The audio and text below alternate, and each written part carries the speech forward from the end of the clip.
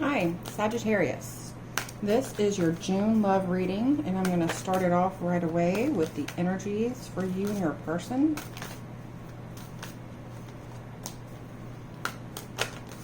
Okay, we've got the bee and the lion. So I'm going to get your chakras as well. With the bee, we have love. That's beautiful. And with the lion, we have divine consciousness. That's a perfect combination. Okay. So, while I'm shuffling the tarot, I'm going to mention real quick, again, that this is for Sagittarius. Sun, Moon, Rising, and Venus, or really any placement in your chart. If it doesn't resonate, because this is just a general reading, check other placements or other readers. And then, of course, you can swap these roles out. So I'm getting that this is your energy and their energy, but you can swap that out.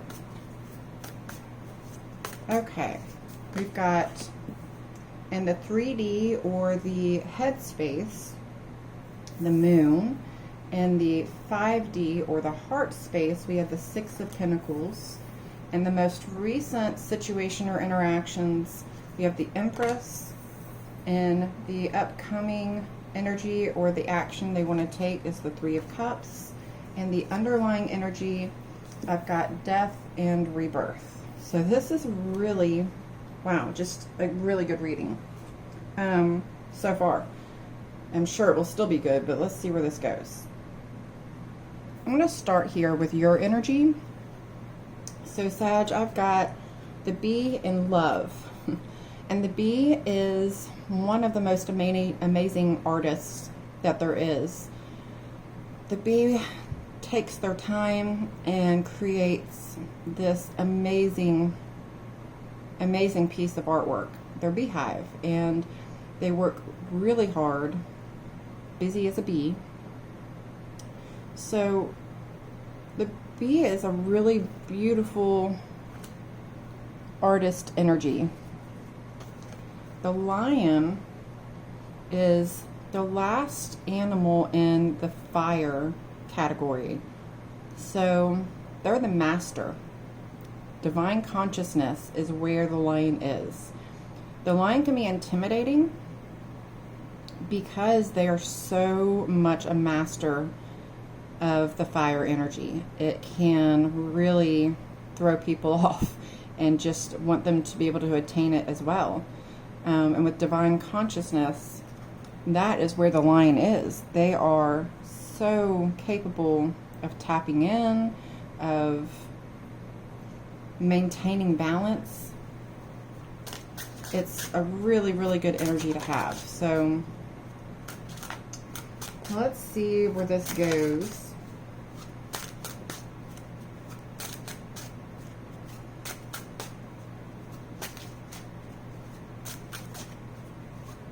All right. To clarify the moon, we have the Wheel of Fortune and the Star. Three major arcanas. So in the 3D, in the headspace, in this reality, there's some unconscious beliefs that have a lot of momentum. But with the star, there's a lot of hope. There's a lot of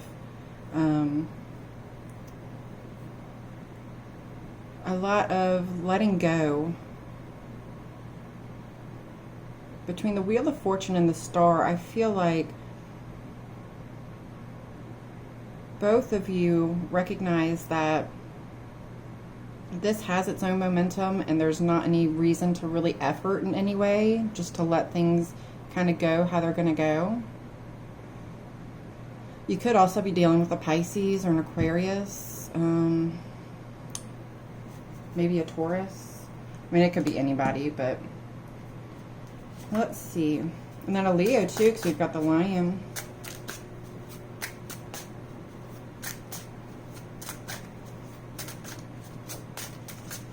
So in the 5D right now,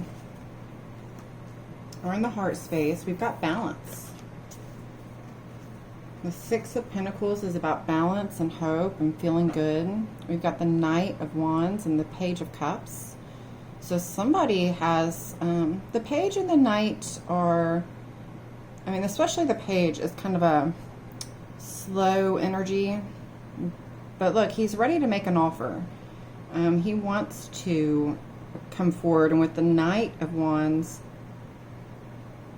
that's a little bit more of a passionate, faster energy. So I feel like maybe they're balancing that out. Like, should I make an offer?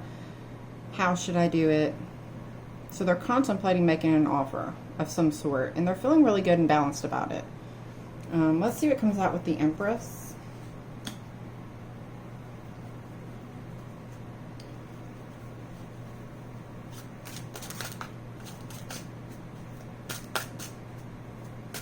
I feel like there's some huge transformation taking place with the Lion and with divine consciousness.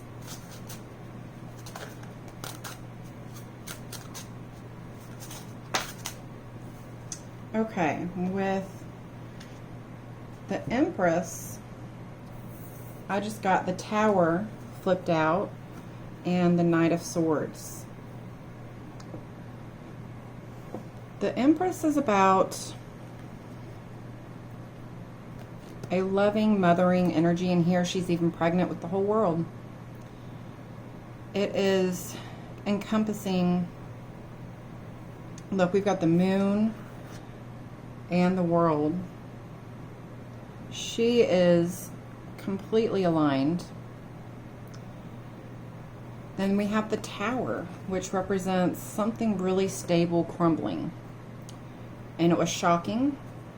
The Knight of Swords, though, you've got some clarity and you're ready to move forward. So you're not wallowing in this Tower energy for very long. So that's good.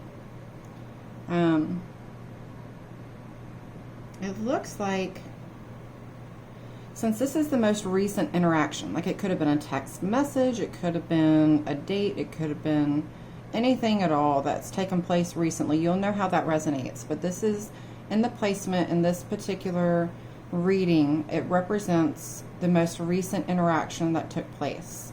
You know, it could have been a fight, it could have been a loving situation, whatever it was, it shook them up a little bit.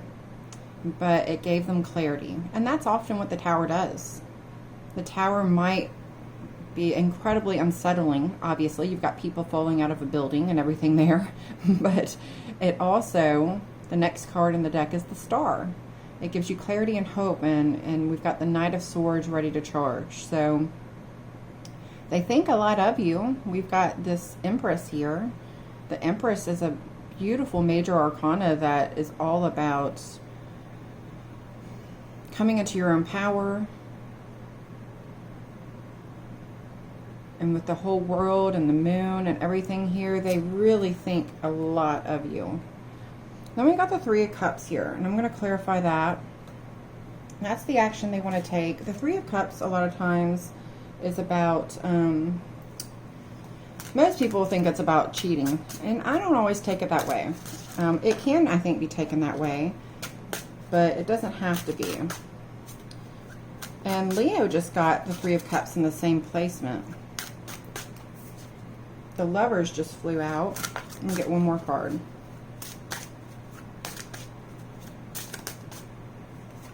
I'm going to get two, actually.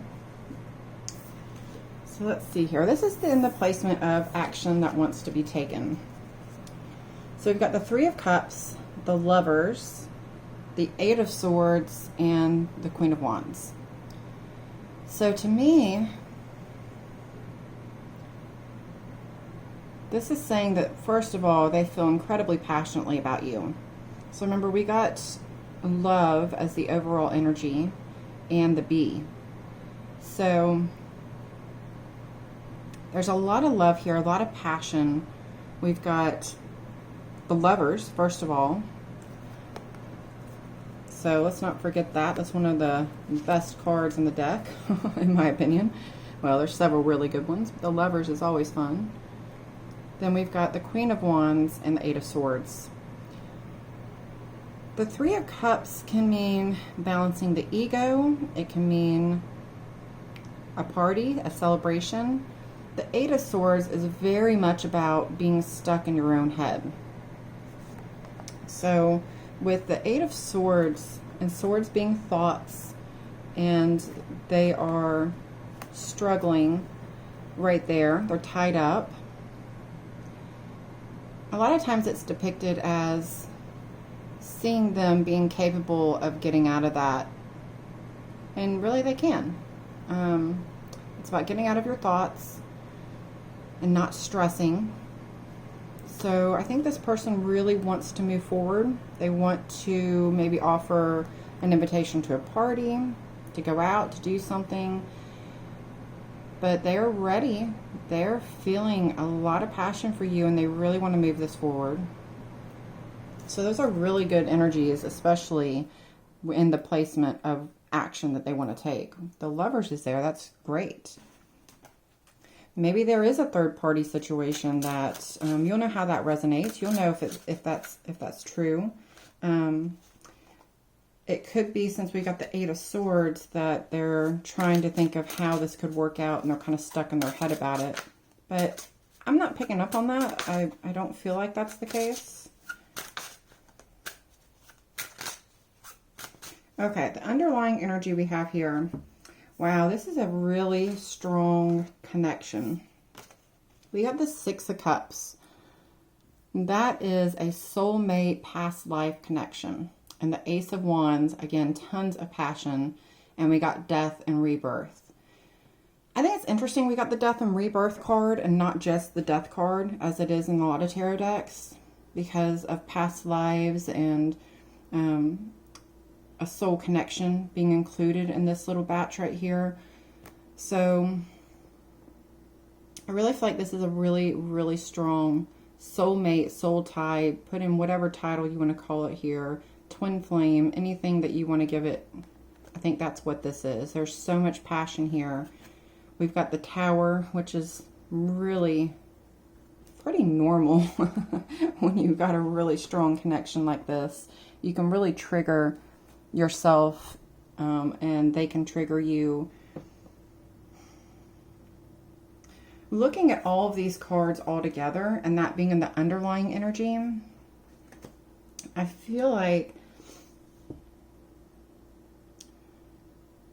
somebody really knows that they feel passionately and divinely led to this situation with the Lion. They're feeling like they are inspired by love with the bee and the love card. They're feeling like they've got creativity again with the artist, with the bee. We've got the Star.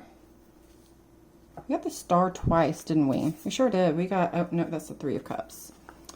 Well, we got the Star, which is all about hope and rejuvenation coming out of the Tower. We did get the Tower card. We've got so much passion and coming out of thoughts. We've got several, we got the Knight of Swords, the Page of Cups, and the Knight of Wands. So somebody really wants to take some action. They've got a lot of clarity. I'm feeling like this is a really, really good reading and that they're ready to move forward and take action and see where this goes. I think it shook them up how connected they feel to you. Maybe they're intimidated. Because again, we got the Lion, which is kind of about intimidation. And then the advice cards. Listen and choose love.